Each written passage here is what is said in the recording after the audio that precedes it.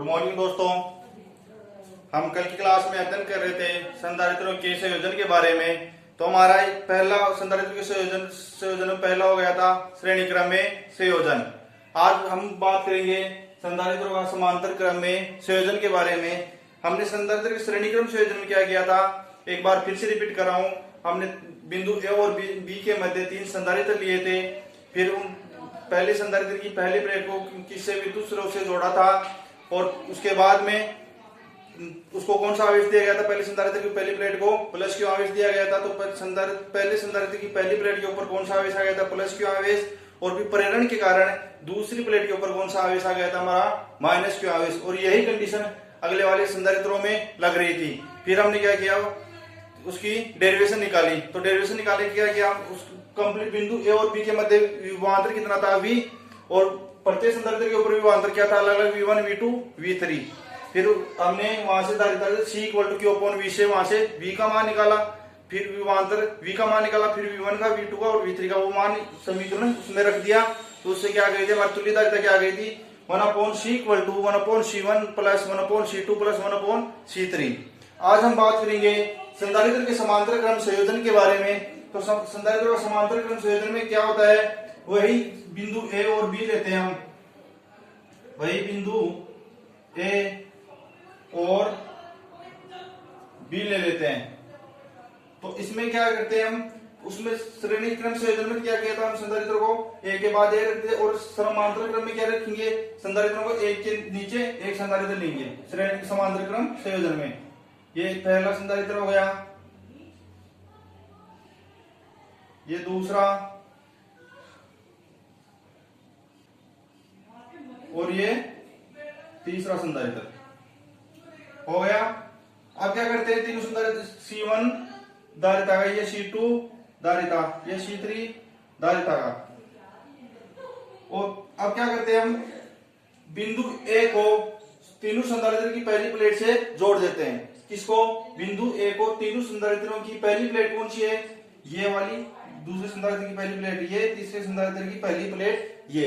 तो बिंदु A को तीनों संधारित्रों की पहली प्लेट से जोड़ देते हैं।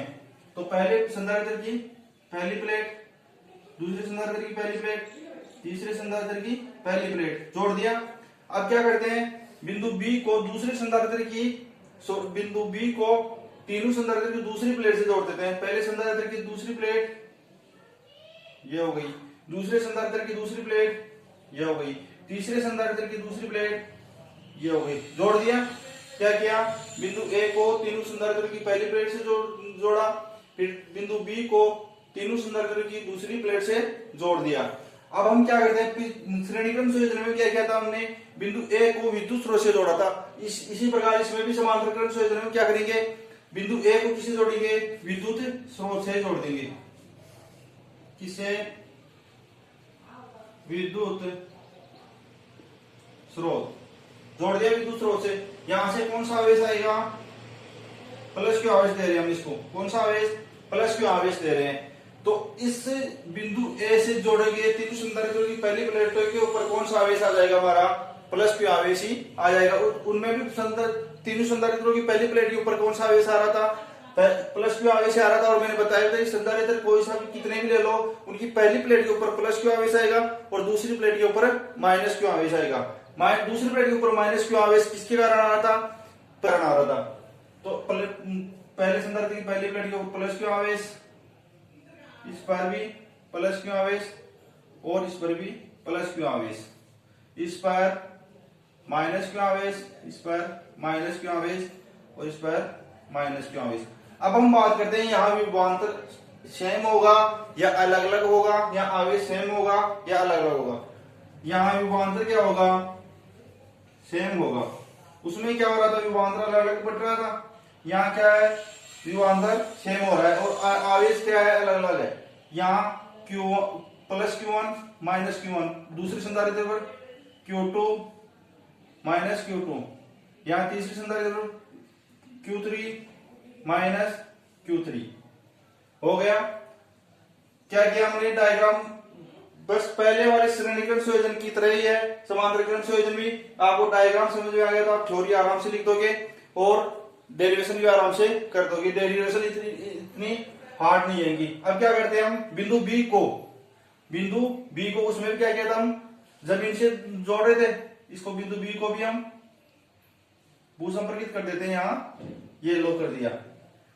तो ये डायग्राम बनाओ, इसमें आपको डायग्राम कुछ नहीं करना है, दो बिंदुओं के मध्य संधारित्र रख रहे हैं, फिर पहले बिंदु को तीनों संधारित्रों की पहली प्लेट से जोड़ना है, फिर बिंदु बी को तीनों संधारित्रों की दूसरी प्लेट से जोड़ना है, और इनके मध्य विभवांतर क्या है, सेम है, क्या है, V।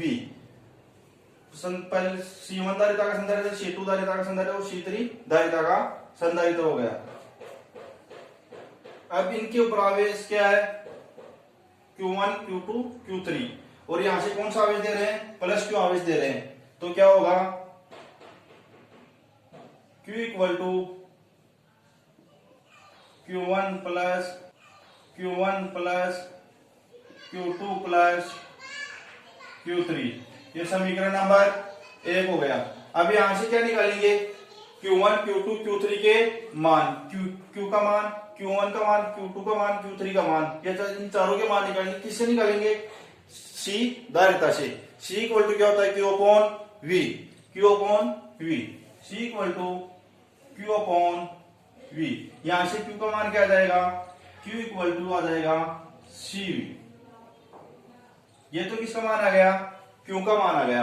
अब Q1 का मान, Q2 का मान, Q3 का मान भी निकालेंगे। Q1 का मान क्या आएगा, Q1 equal to C1V। V1 नहीं आएगा, क्यों नहीं आएगा, विभवांतर क्या है, सेम है, तो Q1 equal to C1V1। Q2 equal to C2V, Q3 equal to C3V। ये चारों मान, Q का मान, Q1 का मान, Q2 का मान, Q3 का मान किसमें रख देंगे, समीकरण नंबर 1 में। किसमें रख देंगे हम, समीकरण नंबर 1 में रख देंगे।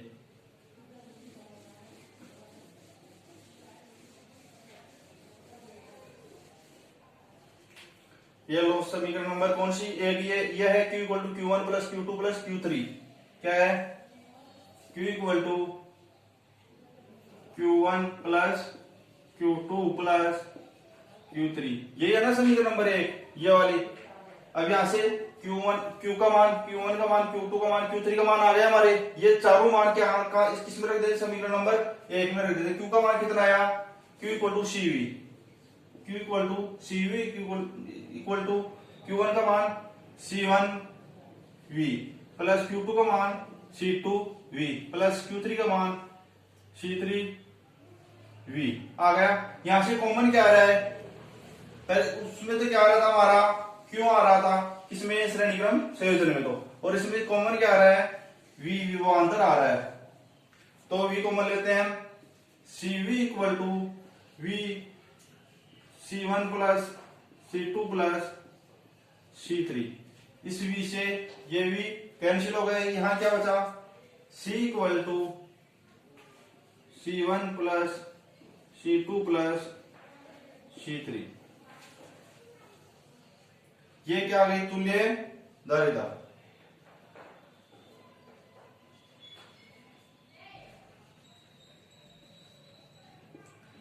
तुल्य धारिता किसमें आ गई, समांतर क्रम संयोजन में। संधारित्रों का ये क्या हुआ हमारा, समांतर क्रम संयोजन। क्या करना है, बिंदु ए और बी के मध्य संधारित्र लेने हैं। बिंदु ए को तीन संधारित्र लेते हैं, तीनों संधारित्रों की पहली प्लेट से जोड़ते हैं बिंदु ए को, फिर बिंदु बी को तीनों संधारित्रों की दूसरी प्लेट से जोड़ते हैं, फिर पहले बिंदु ए को किससे जोड़ते हैं हम, विद्युत स्रोत से जोड़ते हैं, फिर वहां से कौन सा आवेश दे रहे हैं हम, प्लस क्यू आवेश दे रहे हैं। तो तीनों संधारित्रों की पहली प्लेट के ऊपर तो कौन सा आवेश आ जाएगा, प्लस क्यू, और दूसरी प्लेट के ऊपर माइनस क्यू आवेश आ जाएगा।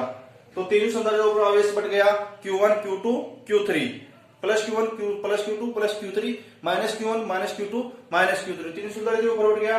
फिर बिंदु बी को क्या करते हैं, भूसंपर्कित कर देते हैं, और फिर इस जो डायग्राम बनाया आपको एग्जाम में, डायग्राम बनाया उसके बारे में नीचे थ्योरी में लिख देना है, और फिर ये वाली डेरिवेशन क्या कर देनी है, क्या करनी है डेरिवेशन में, Q equal to Q1 plus Q2 plus Q3, तीनों आवेशों को जोड़ दिया, और फिर तीनों आवेशों के मान यहां से निकाल लिए।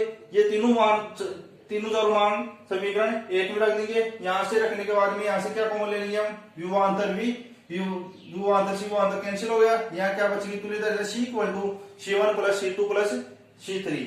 ये हमारा हो गया संधारित्रों का संयोजन।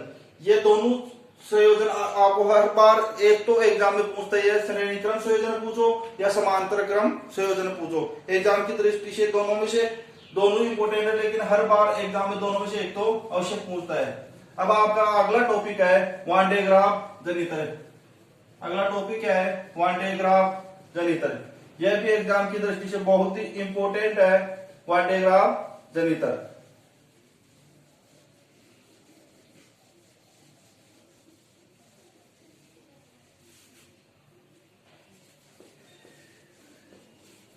अगला टॉपिक क्या है? Van de Graaff जनित्र।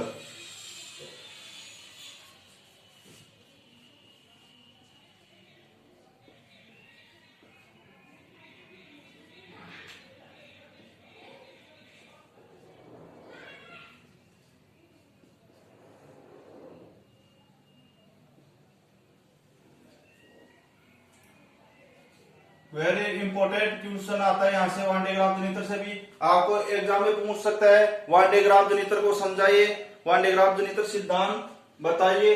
आपको वान डे ग्राफ जनित्र की रचना और डायग्राम के माध्यम से वान डे ग्राफ जनित्र की रचना कीजिए। 3-4 प्रकार से यहाँ से क्वेश्चन पूछ सकता है। इसके बारे में हम कल अध्ययन करेंगे। अच्छे से एक बार आप बुक में देख लेना वान डे ग्राफ जनित्र के बारे में, और इसके बारे में कल अच्छे से अध्ययन करेंगे।